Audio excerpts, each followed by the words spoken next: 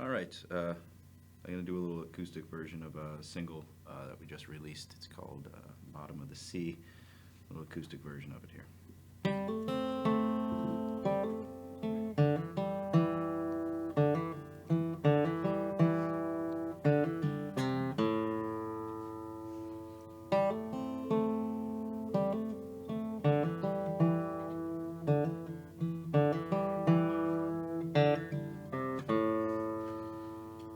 Well, I'm leaving this world. No, I ain't coming back. Gotta find me a place to be free. 'Cause I'm tired of this life. I can't do it no more. I'm gonna sleep at the bottom of the sea. I gotta find me a place where I can rest my weary bones, a place of eternity. So I'm going to the ocean, gonna swim out there far and sleep at the bottom of the sea.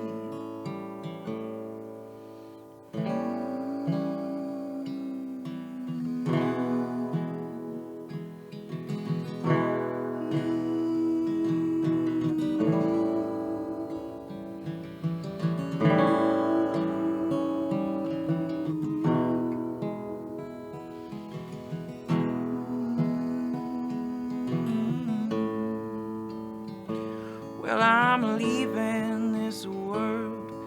I'm going for good. I'm gonna find me a place to be free.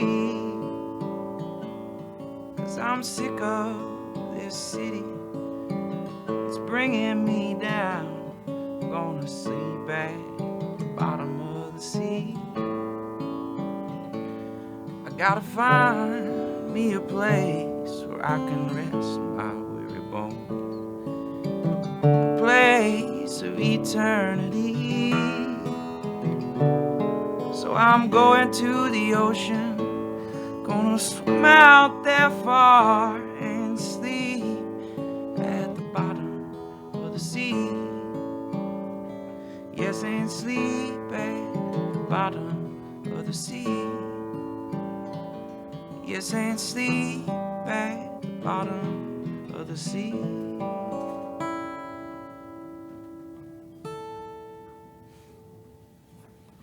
That was awesome. All right, thank you. All right.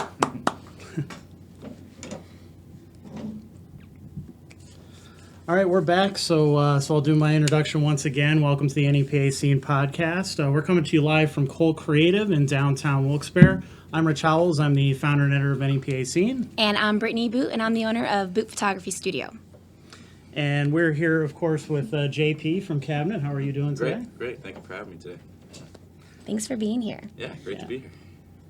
So, what have you been up to lately? I know you've been busy doing your own stuff, and you also have all the stuff with Cabinet and the recording and everything recently. So, catch us up on what you've been doing the past couple months. Well, basically finishing up little touches on the Cabinet album. Just little tiny stuff, which is pretty much done at this point. We're going to start getting it mastered up and ready to go for its release in October. And that was up in Vermont, so a lot of driving back and forth to Vermont, which I'll never complain about. It's a nice drive. Yeah, it is a nice drive, and I love it up there, so I don't need much of an excuse to get up there. But we've been doing that, and then amongst playing as well, we just did a little trip down to North Carolina and Virginia last weekend, and we've been up in Vermont playing as well, and in New York State too, and just practicing away and just playing and writing, pretty much. Nice. You guys usually seem to cover a lot of ground. Yeah. A lot of ground. a little too much sometimes. It weighs on you. It will wear you out. But yeah, we like to get around as much as we can. Yeah.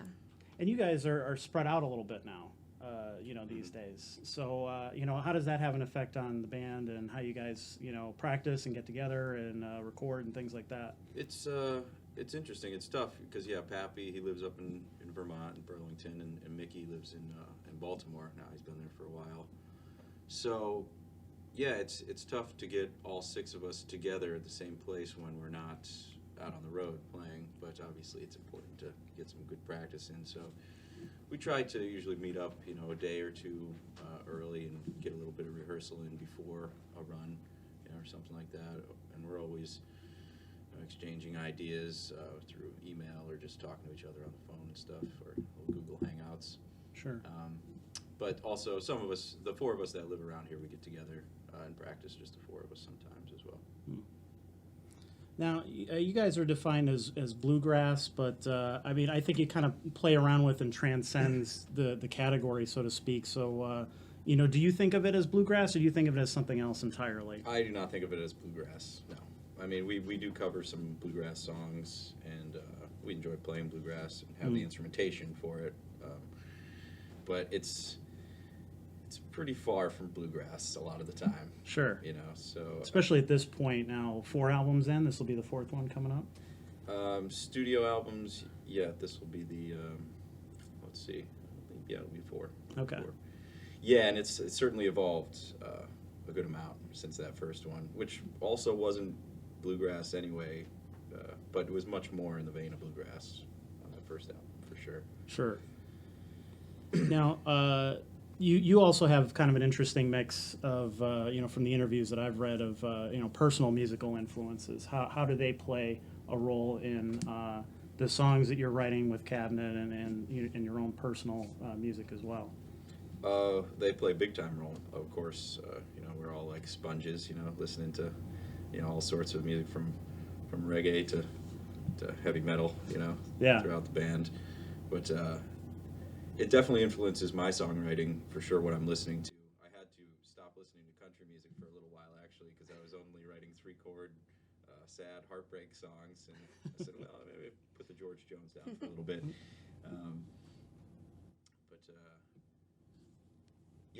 You get inspired by what you listen to, and you could, in many different ways, you take I could listen to a Pearl Jam song and be inspired by it, and then write a nice, really slow, quiet finger picking tune from that inspiration or something. So it's kind of a little bit all over the place. Sure. With the inspiration, I guess. Now, so much of what you guys do on stage comes from improvisation and kind of feeling where the music goes. How do you meet the right people to be able to do something like that, and how do you stay on track and know where you are and kind of come back to where the song is and things like that? I'm sure that's a process that didn't come easy at the beginning. Yeah, it's still a process. I mean, I think we're still trying to figure out if there's a method to the madness. Yeah.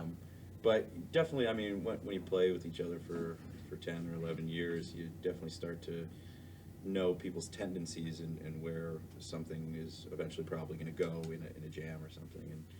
And it's fun. It's exciting that the improv part of playing live music just keeps it fresh, Now, let's see. Now, you have the new album, "Cool River," was recorded in Vermont, as you were talking about, with Phish engineer Ben Collette. Yeah. So, how is it working with him in terms of what you've been used to? Was this a different process altogether? No, not really completely.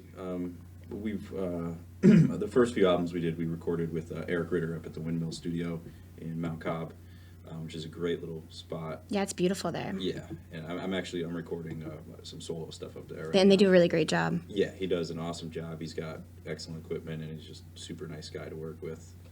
Ben, on the other hand, is pretty similar. Very easy to work with, personable guy, and just really full of great ideas, and interesting little thoughts. And it was fun sitting down with him. We definitely dug in a little more with Ben. He wanted to get down to the core of every single song and figure out, why the song sounded the way it did based on the lyrics that were in the song or whatever. And Very thorough. yeah, I'm very sure. thorough. And we ended up actually changing a couple of things, a bunch of stuff really, through ideas of his. And it was just a lot of fun to work with him, and it's good to know him and have him as a friend now for sure. Well, you had said in the you guys are running a Pledge Music campaign to promote the album, sell the album. You can get it in different packages and things like that. You had said that you guys took a lot of musical risks, or that you kind of went in different directions and tried things that were a little bit different. Was that did that come natural, or was that a little scary to jump in and do something different? No, it came natural. It was pretty easy actually, because we've been playing these songs live for a good while, you know. So anyone who's a Cabinet fan will know pretty much every song on the album when it comes out. Yeah. But the songs had already started to evolve in that way and started to get more electric and you know, mess around with interesting time signatures and stuff like that. And so by the time we were up there in Vermont, it was like, okay, here it is already explored, you know. Yeah. But let's just polish it up a little bit, basically. Yeah. I feel like your audience they're so loyal to what you guys do, and I feel like they're almost going to encourage any kind of like experimentation or progression or growth. So it's probably going to just be awesome, like a new awesome experience for like everybody that's a fan of the band. Yeah, I hope so. I mean, I'm really proud of the way it all came out. You know, it sounds pretty nice, you know. So I'm pumped, and yeah, we're super lucky that our loyal fans are that way and are willing to stick with us as we journey through our musical experience here. Although I think you'll always get those people who are like, oh well, I'm scared of change. You know, I'm into their earlier stuff. Yeah, like, you're gonna play that. You're at that point now. You've put out enough music that now you can officially have people be like, oh yeah, their early stuff was more, you know, this and that. Does that bother you, or do you really think about that kind of stuff, or is that just? It definitely doesn't bother me. I mean, and no, I don't really think about it. I mean, we're just gonna write, you know, the best music that we can write. That's it, you know. Sure. And we don't, you know, I wouldn't want to write another album that was like the first one we put out, you know. That's I mean, I listen to it every once in a while, and I'm like, man, this is hilarious, and ridiculous a little bit. You know, it's great. I love the songs and stuff. They're all our tunes, and we put our heart and soul into them. But sure, it's just it feels good to progress always, you know, and kind of keep the cycle moving in an upward direction as far as songs go and music goes. And so, no, it doesn't bother me. Can you talk about the song you just played, Cool River? What was the inspiration for that? I just played Bottom of the Sea. Oh, I'm sorry, Bottom of the Sea, rather. Okay. The album's name is Cool River. That's right, yep, correct. The inspiration for that song was, I don't know, I was just kind of in a mood or something like that, and was just kind of. It sounds like kind of a sad, depressing, like suicide song. It's very beautiful. I thought it was a very beautiful song. Well, and that's the way I like. In to a look comforting at it. way. It could be sad, but like sometimes with that like kind of sadness, and it's almost like a comforting thing. Am I talking to? Sorry. So like the character in the song, he's just kind of had enough, and he wants to kind of just to reach some sort of inner peace. Basically, is what it's all about, and you know, his way of finding that is sleeping on the bottom of the sea and an eternal rest, you know, type of a deal. And I think, you know, most of us are kind of searching for something like that in life at some point, sooner or later, and that's kind of where it came from. But I was in Asbury Park, New Jersey, when the lyrics for that song came out. I had the melody in my head already, and I was just standing in this hotel room on a balcony outside the hotel room, just looking out at the ocean. It was kind of a dark and rainy day, and waves were crashing around, and all of a sudden the words just started to come to me. And It comes through. It definitely comes through in the song. That whole vibe, that atmosphere. Yeah. And it sounds like it wasn't what I was expecting. You know, it's very different. So it's pretty cool to It's hear. meant to be an uplifting song, definitely not a sad, depressing song by any means at all. Although I can see how it can be looked at that way for sure. Sure. Well, I'll stop and answer some. We'll answer some comments since we have a few. There seems to be a lot of people, and even before we started this, who are fascinated with your hair or facial hair. There was Mike Quinn wants to know how you get your hair like that, which he asked the other day too. And Jason Reedmiller, screw that guy, asked what happened to I'm your glad stash. you said it. Oh, the stash has been gone for a little while, Reed Miller. I had to shave it off. It was starting to wiggle around a little too much on my face. Plus, I was getting a lot of flack for it. But I really did enjoy it. When I shaved it off, I looked at myself in the mirror and I looked really weird. I said, "Well, I don't know if maybe I should grow it back. I don't know if I like this." But it was a terrible mustache. I don't think I admit saw that. you with the mustache. It was pretty bad. I just can't grow. Great. You can get away with that in Scranton, though, I feel like. Oh yeah, definitely. Yeah, it's a NEPA thing. Yeah.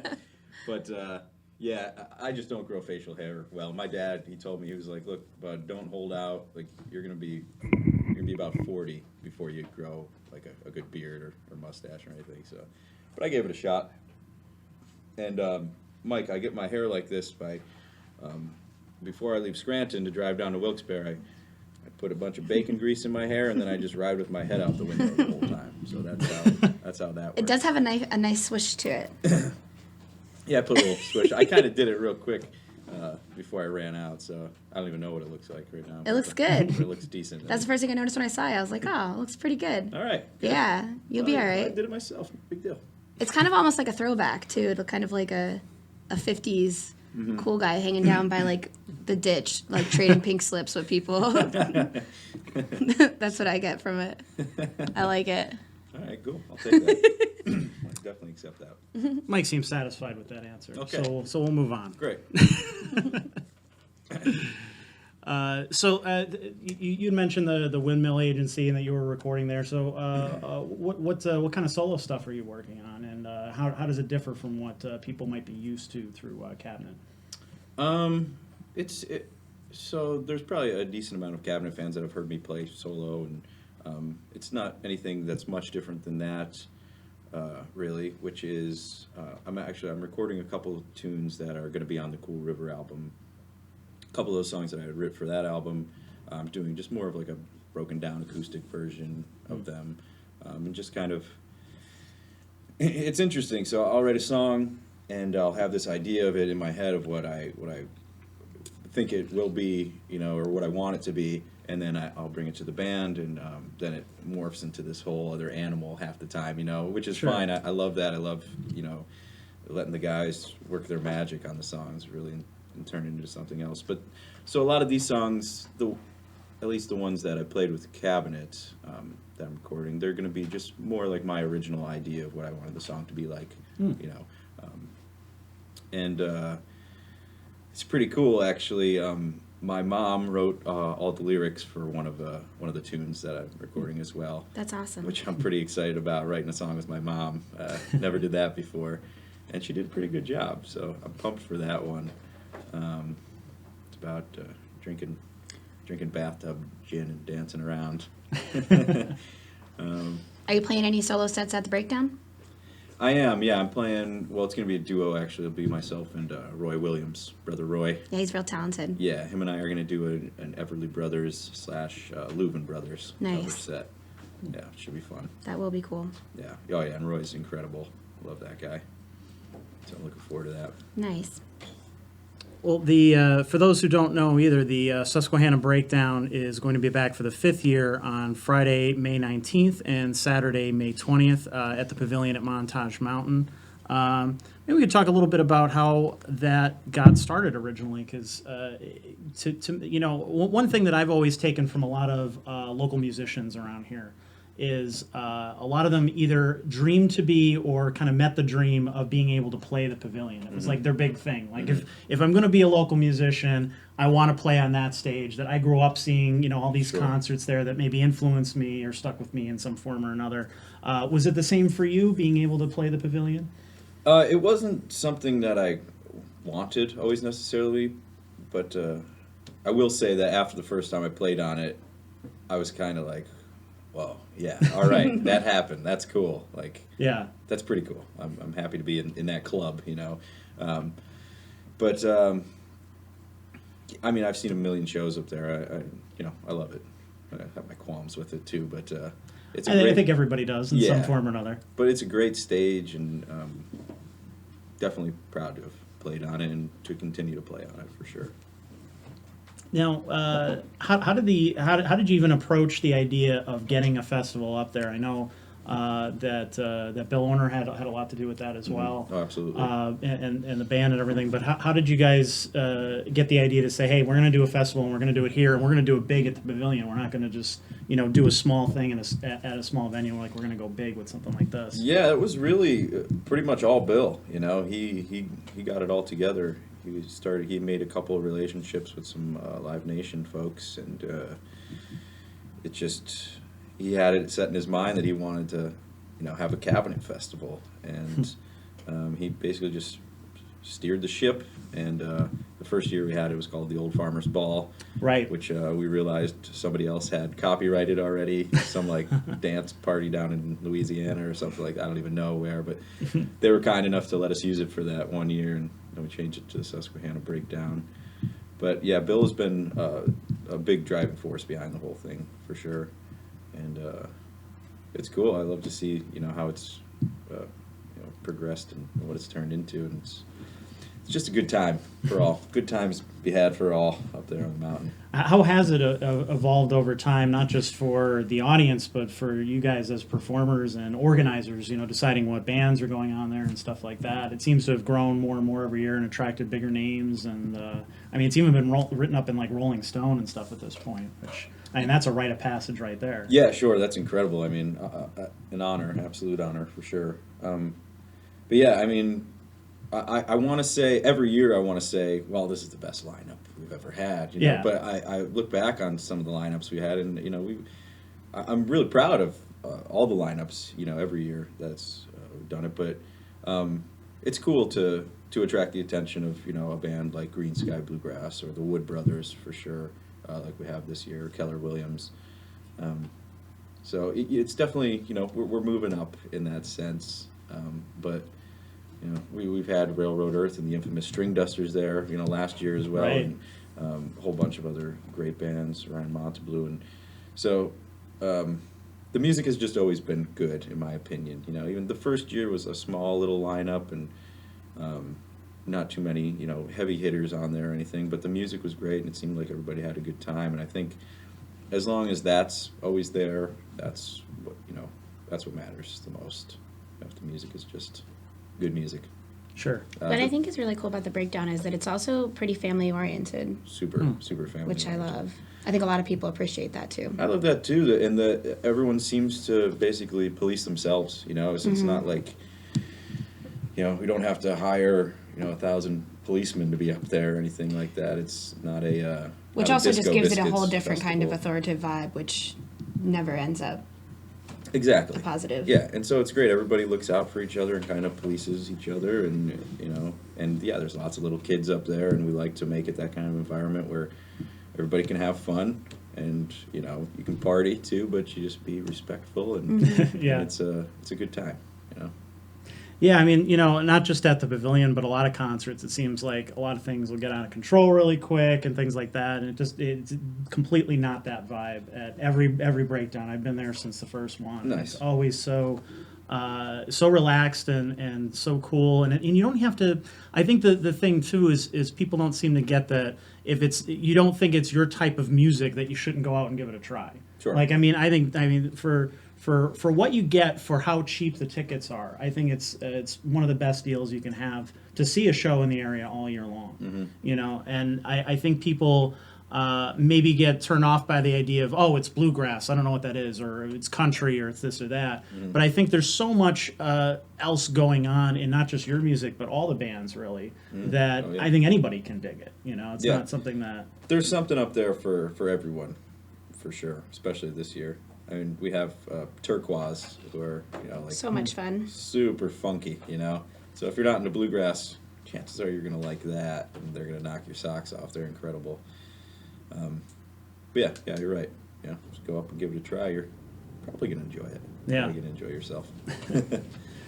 Well, one of the things that stuck out when you said that was, when everybody's families got up and sang together last year on stage. I think that was a pretty cool moment. How did that feel to you? From your end? I almost cried like 5 separate times up there trying to sing CSN, the whole family.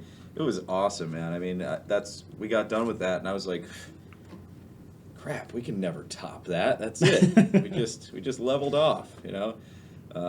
It was so cool. I mean, that's Sweet Judy Blue Eyes is like my family's anthem. Basically, you know, we do family reunions or Christmas parties, and we all get together and we sing around the campfire or in Grandma's kitchen or something. And that song always ends up being sung in like 500-part harmony by all my aunts and uncles and cousins. And There's a lot of you guys, from what I understand. there is, yeah. Which has to be a ton of fun. Oh, it's great. Yeah. I so look forward to the family reunion every year. It's awesome, and everybody's getting older and stuff, and everybody has kids now. There's like this whole new generation of family running around being crazy. But yeah, it's always a blast. You guys should come on up if you want. Sing a little Crosby, Stills with us around the campfire. Up at Grandma's. That sounds fun to me. Mm-hmm. It sounds like your family has been quite an influence from the beginning in terms of your music. You know, how is that? What kind of music did you guys grow up with, and you know, how did that affect what you do now?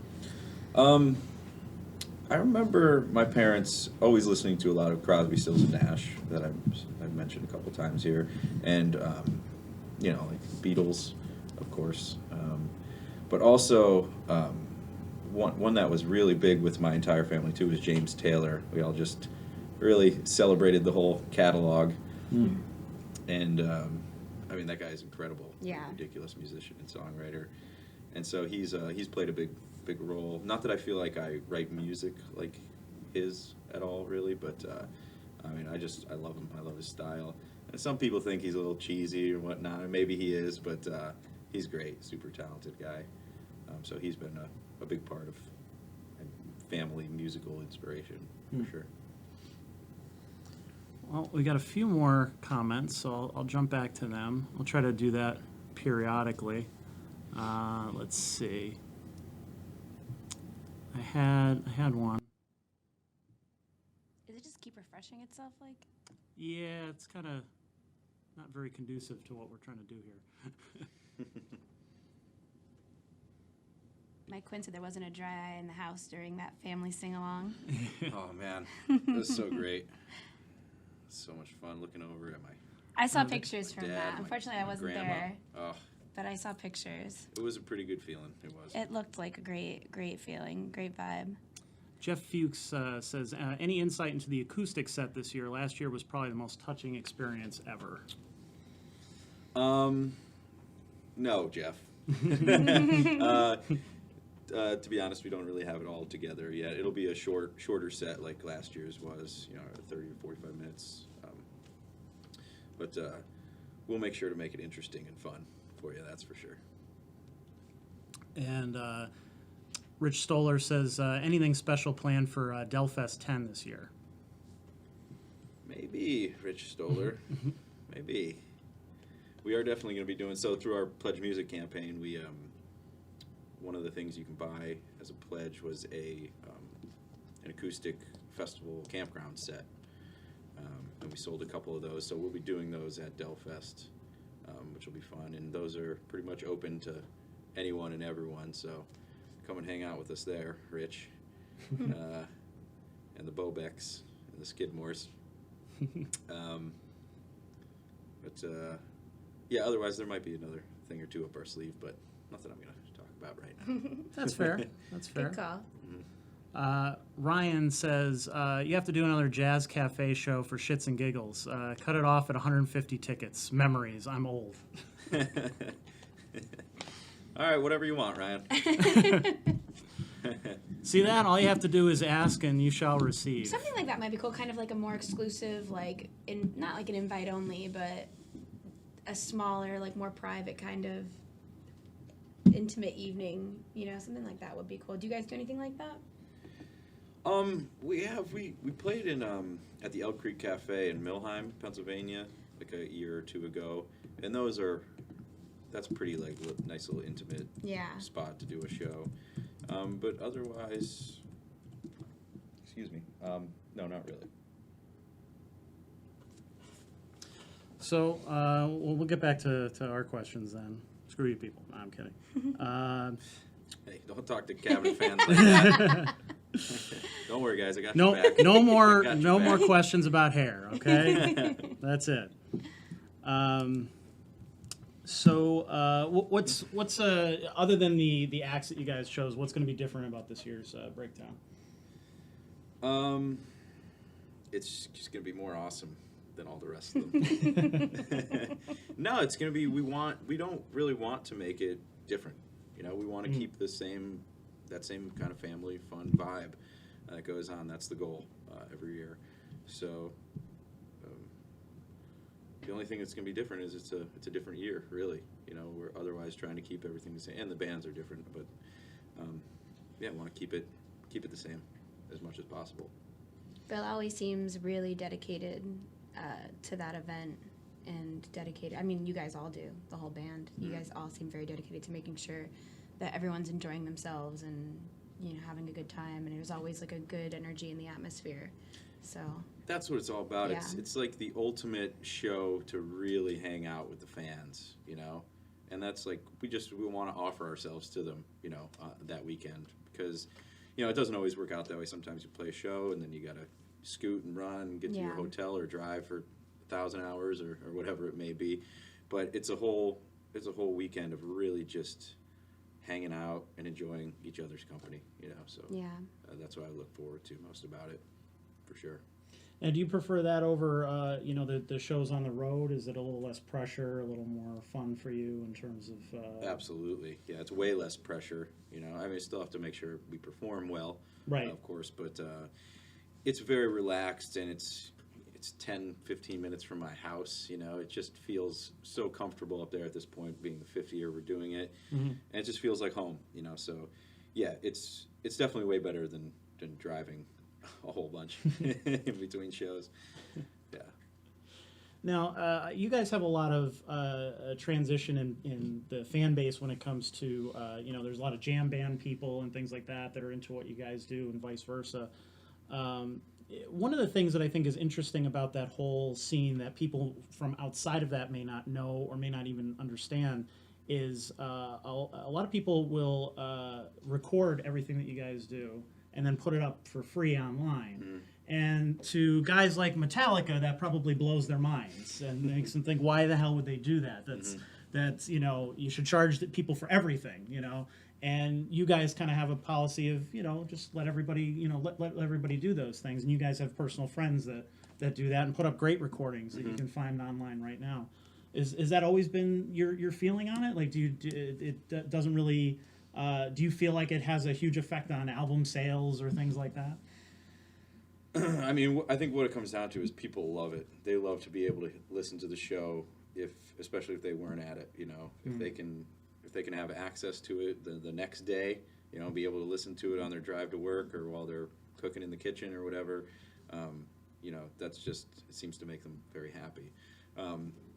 Now, originally when we started doing it, we were putting them up online, and it was you can download it, you know, and save it and have it for free forever. Now we've changed it to just a streaming now, so it's not like you can save it onto your. I'm sure there's some way somebody can probably do it anyway. I'm sure you could if you wanted but to. We've kind of tried to do that, and for select shows, we record them and we don't release the live recording until, you know, we decide whether or not we want to use it for something we do want to sell or not. But yeah, for the most part, we just put them all up there. Our buddy Keith Litzenberger takes care of that. And I feel like it's been a great way for us to grow organically, you know, for sure. I think there's probably definitely been people who have heard us, you know, on archive.org first before they ever knew who we were and said, okay, this sounds kind of fun. I'll go check this out. So it's been pretty cool. And Metallica, whatever, you know, it's good for us. We like it. And you know, with the new album out, coming out within you know, the year, what are you thinking in terms of the way it's going to sound? Do you try to come up with a specific sound that you want to hear on the album that you can produce live, or would you rather, you know, record something that is different from the live version? I think that varies from guy to guy in the band, probably. But in my opinion, you're going into a studio, you have the opportunity to make it sound like whatever you want, really, and you have the time to do it too. For the most part, I do like for us to be able to translate, those recordings to the stage. But, if we can't, I don't have any problem with that. I think, get in there and have a little fun and experiment and do something you can't do live. It's great, and it's there forever that way. Robert Fellon asks, is it possible that for y'all to compile a best of live recordings for a live album? Yeah, I don't see why not. Fallen. I call him Fallen. Yeah.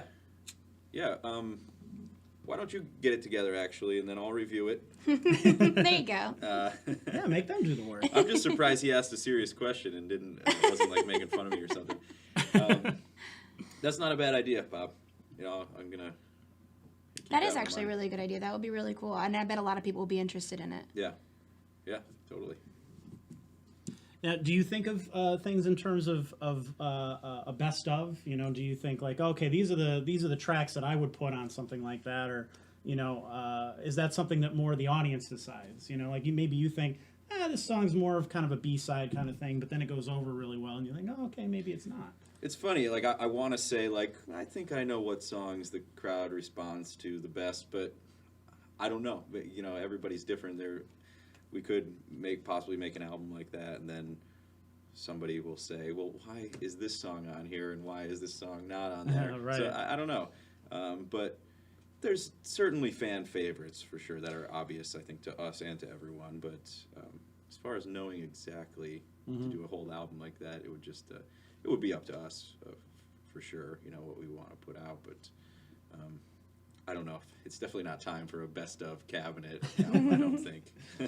I remember the first time I ever saw you guys was at the Sherman Theater.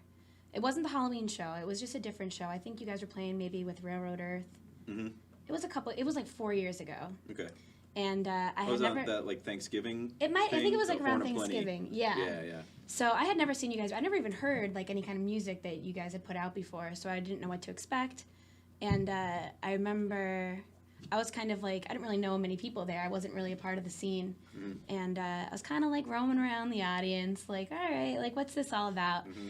And then you guys played Caroline, and I heard like the whole crowd like just all at once like start singing this song, and I was like, oh my gosh, I was like, this is like really cool, It was like this like unified chorus of everybody singing, and I was like, whoa, I was like, this is awesome. Yeah. So I feel like that would definitely be like, because that's the song I remember the most of seeing you guys for the first time. Like that was a song that resonated with me, and I feel like if you guys did a live album, like that would be a staple on it. That was the one that first came into my brain when we started talking about this, and that's a crowd favorite for sure, and that's one like there's maybe not no better feeling, but there's not many things that feel better than playing that song live and having the whole crowd sing it. I mean, it's so cool, it's very humbling. That song then came on at the Bog, and I was sitting there with Mike Lello, and Dylan and I had already been kind of like dating for a couple weeks at this point, and I'm like, I know this song from somewhere, and Mike's like, yeah, it's Cabinet, and I was like, oh yeah, that's right. Maybe you were just confused because everyone in the bar wasn't singing it at the same time. Yeah, I was like, I love that song. Yeah, oh cool, well, thank you. It's a fun one. It is a fun one. How does that kind of music come out of, of all places, Scranton or Wilkes-Barre, Pennsylvania? Like I would think if I were to listen to your music without ever having known anything about the band or anything like that, I'd say you guys were from the South. I'd say you guys are from, Kentucky or Tennessee or something like that. How does it end up coming up from here? Well, one thing you need to understand about my cousin Pappy is he's from Cleveland, but he's very confused about where he's from. I think he believes he's from Tennessee. Okay. For sure, or Georgia or something. He's got that twang. He's just got this twang, this strange little twang. I don't even know where it comes from, but and it rubs off on me sometimes too. Also, hey, how y'all doing? What's going on? And I hear myself, and I'm like, that's not how you talk, man. What are you doing, Pappy? But I mean, he's definitely was a big part of that, like the twang, you know, not only in the way that he talks and sings originally when the band started, but in the music too. He just really dug into bluegrass like hard when we started playing, and that was the real driving force behind it. That, you know, myself, you know, I'm more of a, like I said, grew up listening to singer-songwriter type of stuff and the Beatles, but I always embraced that kind of like cowboy stuff, like Western things. Like I'm a total nerd when it comes to cowboy music. I love it. Like stuff that sounds like so goofy and silly from like the 30s. People are like, these guys are singing about, you know, prairie dogs and sleeping under the crescent moon underneath the mountain or something. But they're singing it like, there's a rainbow over the range. And it's ridiculous, but I love it. I love the Sons of the Pioneers. I don't know if you guys ever listen to them, but I can listen to them all day. They're my favorite band in the world. And they're an interesting band. They do all country western, like cowboy songs. And they started in, I think, the 40s. I'm not sure.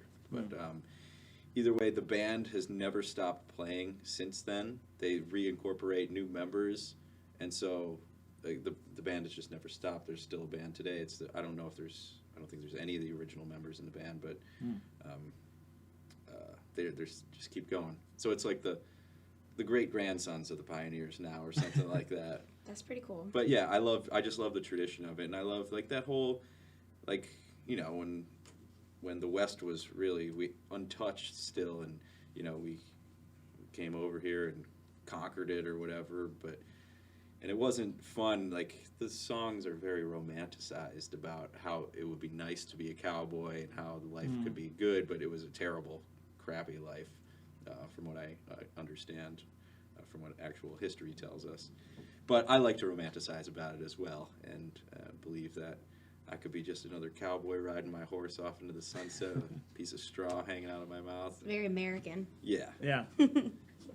Sorry, I didn't mean to go off on a tangent about like, country western songs. We just like cut to like you're like out like on the prairie like riding a horse. Oh, if only. That's what we have the green That's screen the over dream. With your for. lasso. That's the dream. That's what we're going for.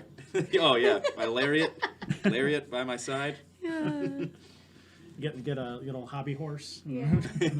Yeah. I just saw a video of that recently. There's a whole competition now Yeah. where you ride around on the hobby horses and like jump over things and stuff like So that. is that the stick with the Yeah. horse?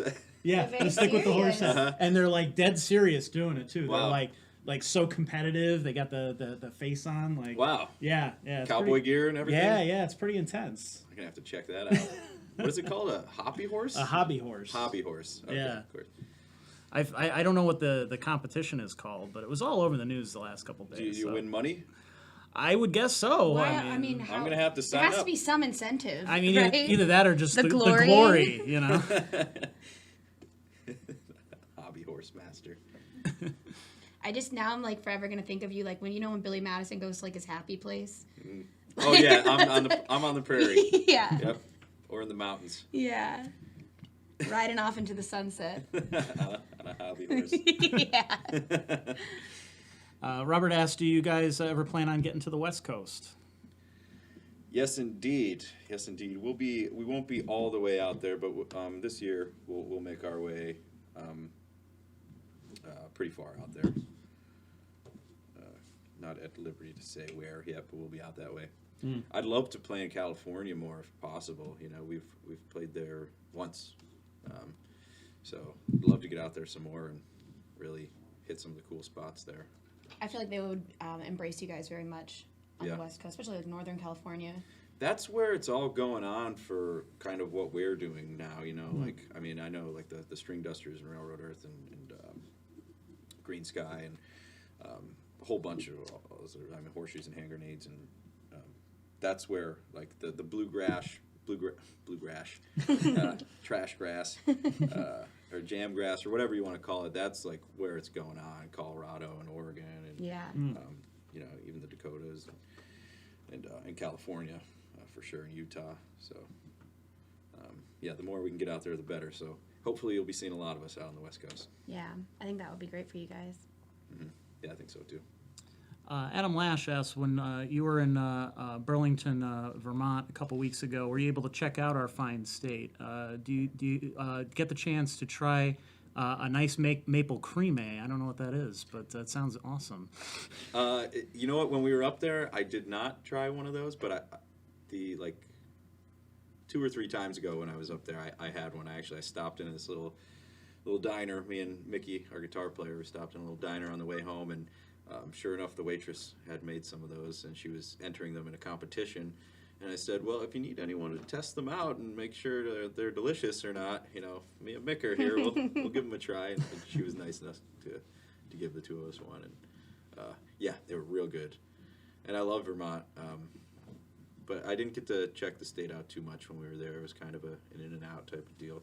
But every time I drive up there, if I have some time, I make it a point to take an alternate route and go through the country and go through the mountains a little bit. I love going up, I think it's 33, past this one really cool lake on my way up to Burlington. But I'll be exploring it a bunch more, rest assured. No billboards in Vermont. I know, it's Isn't lovely. that interesting? Yeah. And you could tell. Yeah. You'd be surprised how much you of a can see the difference it world makes. around you. Mm-hmm. Yeah, it's beautiful. I know you get out of New York and it's like, Whoa. oh, all right, cool. Yeah. Yeah, I like this. Plus, it's so beautiful. It would be a terrible place to. Well, I mean, no place is really a great place for a billboard. I agree. If you want to see the actual Earth, but Unless you guys are on it. yeah. In that case, they should be all over Vermont.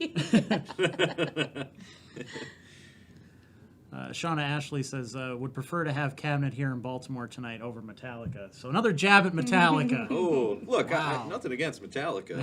They're going to sue you guys now. They might. We keep talking about them. Well, I wish we were in Baltimore, too. I love that town. Sorry we're not there, Shanna. Yeah, you're stuck with us. And here I am, stuck in lovely Wilkes-Barre. Jim Andrews says to take him with you, so you can take him with you if you like. And Rich Stoller asks you to do one more song, which you can do if you want. That's up to you. Yeah, I'd be happy to. If you want to do one more. What do you want to hear, Can Rich you close Stoller? us out? Yeah, is there any other song that you guys want to hear by request? Anything specific? I think they're on a little bit of a delay. Yeah, so so it it'll might take probably- a minute. Just make sure they're all Metallica. Yes. Eggs.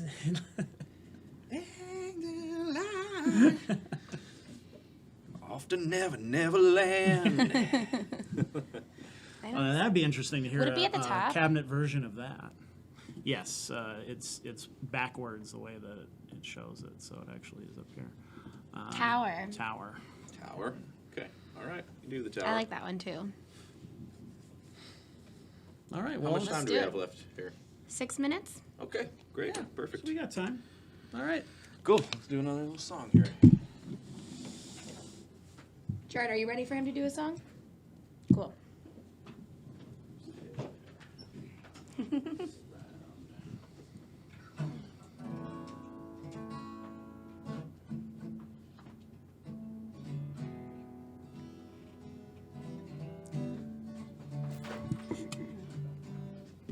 Need a gaffer. I don't know why I said that in a Scranton accent. That's about as Scranton as it gets. Well, I jumped off the tower 30 feet above the land, up above the water, and I let go of my hands and my feet till I touched the bottom of the body. Yeah, well, Insert awesome Todd fiddle solo right here. And a little bit of banjo.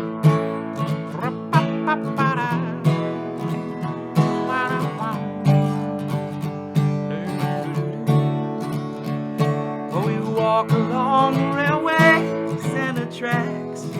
Can never make it the way before. We end up slipping off the side. And we've got fishing poles up on our backs, and our hats are on, yeah, well,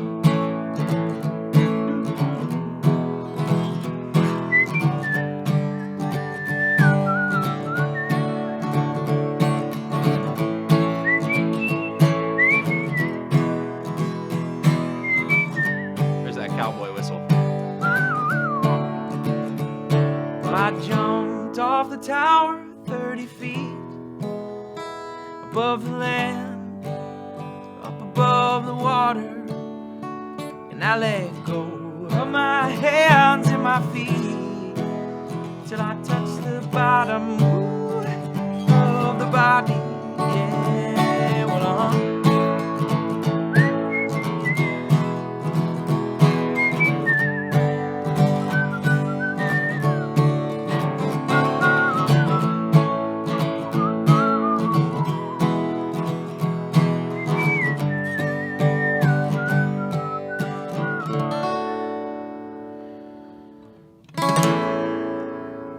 there it is, the tower.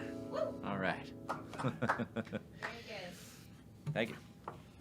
Well, thank you so much for everybody who tuned in today and kept the comment section interesting. That was a lot of fun. It was a little bit different than we usually do. So make sure that you see the 5th annual Susquehanna Breakdown Music Festival at the Pavilion at Montage Mountain on Friday, May 19th and Saturday, May 20th. Thank you so much, JP, for being on. Come on out. Come on out to the breakdown. That's gonna do it. That is on, the deal right guys. there. That was it. That sealed the deal for everybody. Thank you guys so much. We'll see you next week. And make sure to pre-order the new album, Cool River. Thank you. Have a good night, everybody. Thanks for having me, guys. Bye bye. See ya.